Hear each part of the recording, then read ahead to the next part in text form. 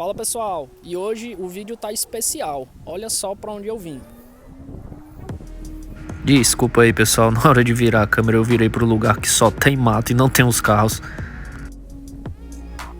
Eu tô no meio de uma sucata e aqui tem bastante peça de carro. Bem, por que eu tô aqui? Eu considero que um avaliador de veículos, o aprendizado dele deve ser igual o aprendizado de um médico. Então o médico ele tem o período lá onde ele disseca os corpos, né, na aula de anatomia, para poder entender toda a parte esquelética, a parte de órgãos, enfim. E o avaliador de veículos não pode ser diferente, ele tem que entender a estrutura, ele tem que entender todos os pontos de solda do carro e nada melhor do que vir numa sucata para ver o carro desmontado. Porque aprender a avaliar carro com o carro montado, eu acho que não é a melhor opção. Você pode até aprender, mas você não consegue se aperfeiçoar.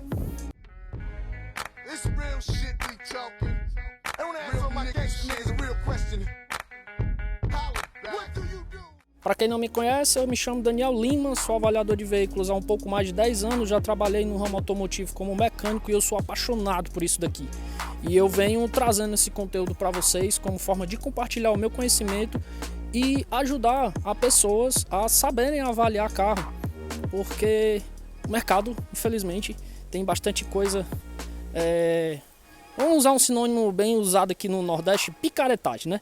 A galera pega os carros de leilão, o carro batido, vai lá, salva, recupera e vende como se o carro fosse da vovozinha, da mãezinha que só ia na padaria. E as técnicas que eu utilizo aqui são exatamente para precaver compradores a fugir dessas armadilhas.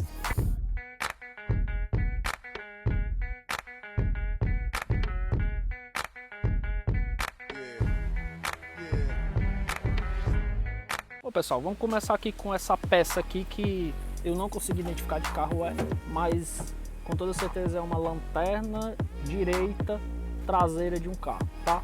E eu escolhi essa peça aqui para mostrar para vocês os pontos de solda robótico que tem na produção do carro. O que acontece? Muitas vezes o carro tem um sinistro e aí precisa substituir toda a carcaça porque ela não dá para recuperar. Então o que o reparador faz?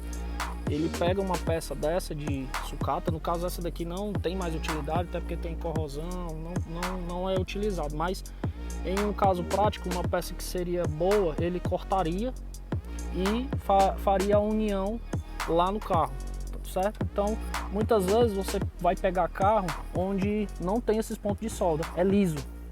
Ele mostra que já foi reparado essa região do carro.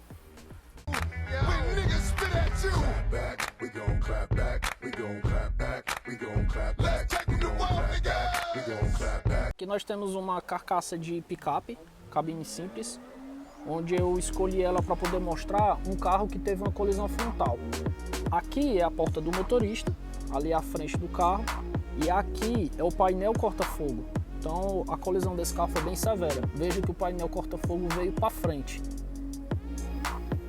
Mais uma vez falando de pontos robóticos, que é feito na fábrica, aqui é um ponto original, certo? De solda.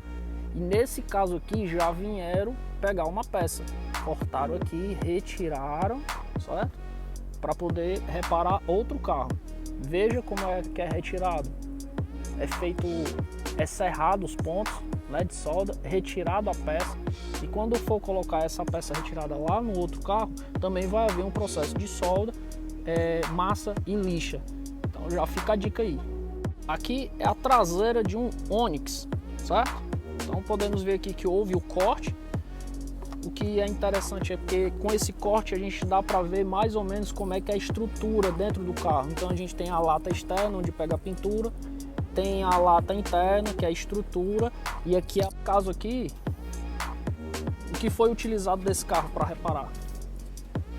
A carcaça, cortar o teto e utilizar o teto para reparar outro carro. No processo de reparo automotivo, tudo é utilizável. Nesse exemplo dessa sucata onde eu estou, o foco dele é receber peças já desmontadas, onde as seguradoras coletam das oficinas, traz para cá. Então, todas essas peças aqui que vocês estão vendo são peças que vieram de oficinas de reparação. Aquele carrinho batido, onde o para-choque foi substituído por um novo, vem para cá o batido. O paralama, a porta, tudo vem para cá.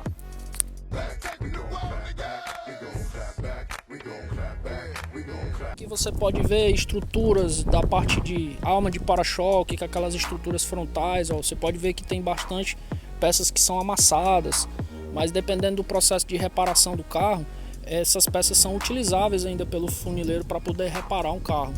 Ali o tanto de peça guardadinha lá para poder ser colocado em outro carro. Aqui são peças que não passaram no controle de qualidade, vamos dizer assim. São peças que infelizmente não há como reparar, né? Os danos foram tão severos que não há como desamassar, pintar novamente. Então elas vêm para essa parte aqui para poder ser descartadas para reciclagem. Aqui fica a parte dos capôs. Então, capô é um item que qualquer batidinha ele amassa, ele empena. Então aqui tem uma disponibilidade muito grande. Tem até um capô de um New Beetle aqui, ó. Tem capô de carro de político, tem tudo. Capô de Renegade. Então aqui tem uma grande variedade de peças. E aqui são os paralamas. Veja que esse paralama aqui, na minha opinião, acho que não dá para reutilizar, mas ele está aqui disponível. Eu tô aqui na parte dos painéis traseiros. O painel traseiro, na minha opinião, é um dos itens mais importantes de se analisar, porque às vezes o carro ele tem uma colisão traseira e é substituído o painel traseiro e você nem percebe, porque lá no porta-mala tem alguns acabamentos que o funileiro consegue fazer muito parecido do que a fábrica faz. Então o que acontece? Às vezes o carro tem um reparo traseiro e o avaliador não consegue identificar. Então, por exemplo, eu vou pegar essa peça aqui, ó. Essa peça é um painel traseiro, certo? Então aqui a gente já foi retirado aqui, ó, as soldas originais, a peça foi destacada. Então quando ela for ser utilizada, ela vai ser colocada lá no carro e feito soldas novas. Porém, esses amassadinhos que fazem a forma da chapa, às vezes confunde o avaliador e ele não consegue perceber o que é amassado de batida e o que é amassado da peça original. Olha só que interessante, aqui eu estou no local onde fica estocado os painéis frontais. A grande maioria dos carros de hoje, os painéis frontais são de material plástico. Por exemplo, esse aqui, ó, ele é uma estrutura bem grande, onde vai acoplar radiador, condensador do ar-condicionado, faróis, grade frontal, e todo esse material aqui é de plástico, tá? Então, pra vocês terem uma ideia, ó, vou pegar aqui um exemplo, vou chegar bem pertinho aqui para vocês verem, ó, é plástico, ó, certo?